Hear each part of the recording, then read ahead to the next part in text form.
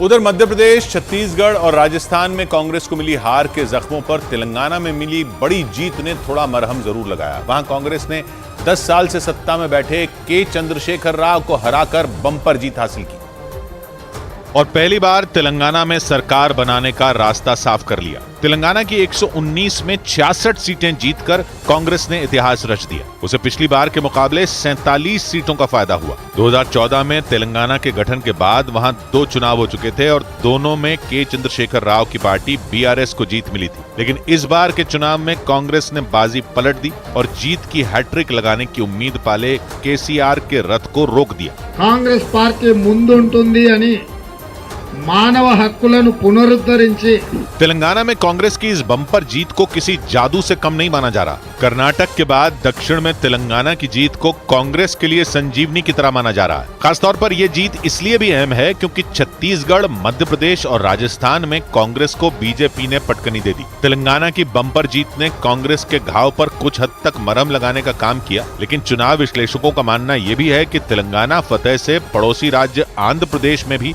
कांग्रेस बढ़त ले सकती है। यानी तेलंगाना की जीत दक्षिण में कांग्रेस के लिए किसी बूस्टर डोज की तरह काम कर सकती है और इसीलिए कांग्रेस कार्यकर्ता जश्न में डूबे हैं। क्योंकि तेलंगाना में कांग्रेस ने केवल जीत ही नहीं दर्ज की, वहां की सबसे बड़ी पार्टी बीआरएस का सफाया कर दिया, जिसके बाद तेलंगाना में कांग्रेस दफ्तर और प्रदेश अध्यक्ष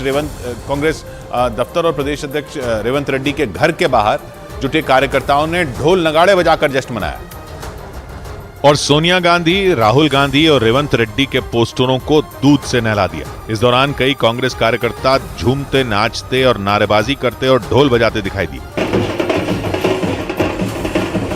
इस दौरान किसी के हाथ में सोनिया गांधी और राहुल गांधी का पोस्टर नजर आया तो कोई कांग्रेस का झंडा लहराता दिखा।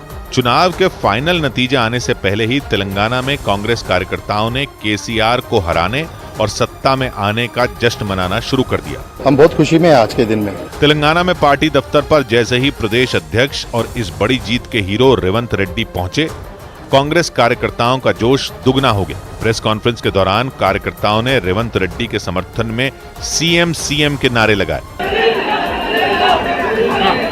इस दौरान वो मुस्कुराते हुए कार्यकर्ताओं का अभिवादन करते दिखे। कांग्रेस की जीत के बाद रेवंत रेड्डी को तेलंगाना के अगले मुख्यमंत्री पद का सबसे बड़ा दावेदार माना जा रहा है। लेकिन तेलंगाना में केसीआर की लोकप्रियता और बीआरएस की पकड़ को पछाड़कर सत्ता हासिल करना कांग्रेस के लिए आसान बिल्कुल नहीं था, क्योंकि 2018 के विधानसभा चुनाव में करारी हार के बाद आपसी कलह और फूट की वजह से कांग्रेस वहां तकरीबन खत्म हो चुकी थी।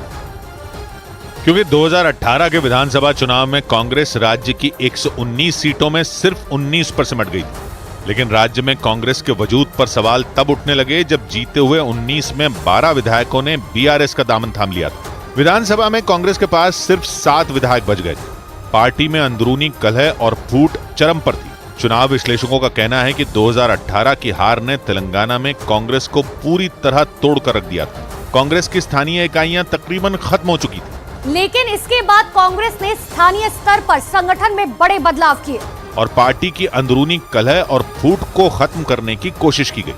नतीजा ये रहा कि तेलंगाना में विधानसभा चुनाव से 6 महीने पहले कांग्रेस ने केसीआर की पार्टी बीआरएस को बड़ा झटका दे दिया। बीआरएस के 35 नेता एक साथ कांग्रेस में शामिल हो गए थे, जिनमें पूर्व मंत्री, सांसद और कई विधायक शामिल थे।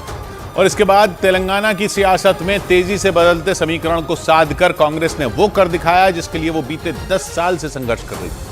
कांग्रेस के मुताबिक 2023 के चुनाव में जीत हासिल करके उसने केसीआर के 20 साल पुराने धोखे का जवाब दिया, क्योंकि कांग्रेस लगातार यह आरोप लगाती रही है कि केसीआर ने तेलंगाना के गठन के बाद उसे धोखा दिया था। कांग्रेस ने 20 साल पुराने धोखे के मुद्दे को इस बार के चुनावों में भी जोर शोर से उठाया था।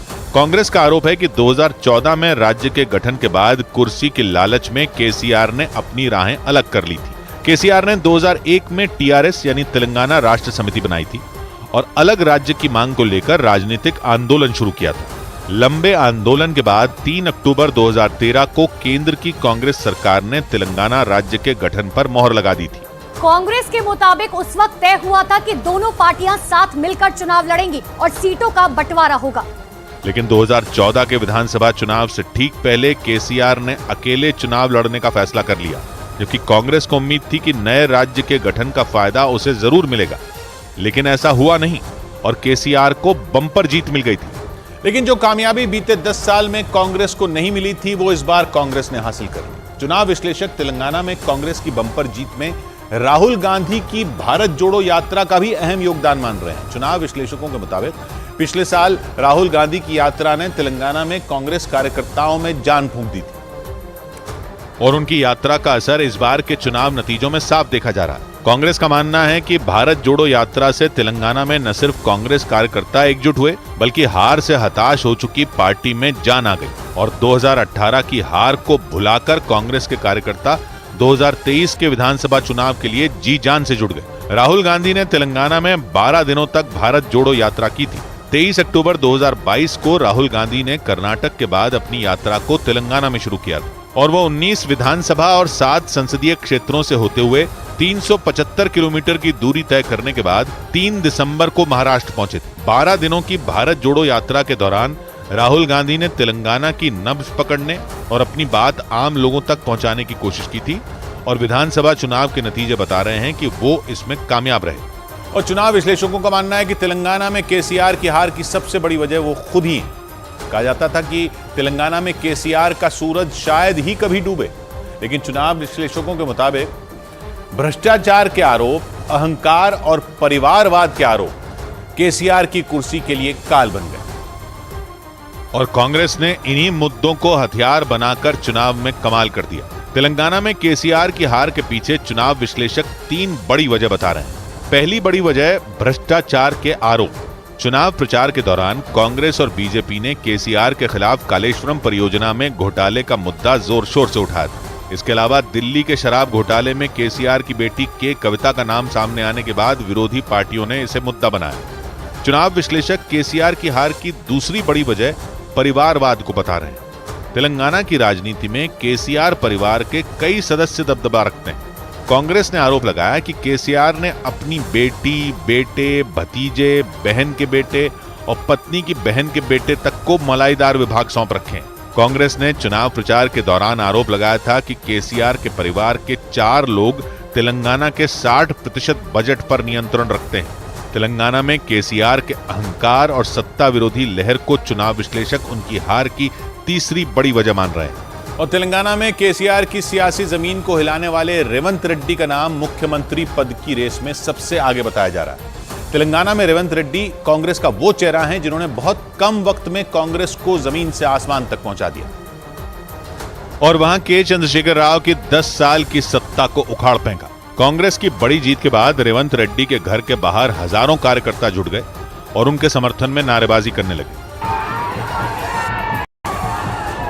रेवंत रेड्डी की अगुवाई में कांग्रेस ने बीआरएस को तेलंगाना की सियासत में जोरदार झटका दे दिया और इसीलिए तेलंगाना के कांग्रेस अध्यक्ष रेवंत रेड्डी का नाम राज्य के अगले मुख्यमंत्री पद के लिए सबसे ज्यादा लिया जा रहा है। लेकिन रेवंत रेड्डी के लिए तेलंगाना में कांग्रेस को रेस में लाना इतना भी आसान नहीं था, क्योंकि उनके कांग्रेस में शामिल होने और प्रदेश अध्यक्ष बनाए जाने के बाद कांग्रेस में अंदरूनी कलह शुरू हो गई। ऐसा इसलिए क्योंकि वो टीडीपी पार्टी से कांग्रेस में आए थे, जिसके बाद कांग्रेस के नेताओं ने उन्हें बाहरी कहना शुरू कर दिया था।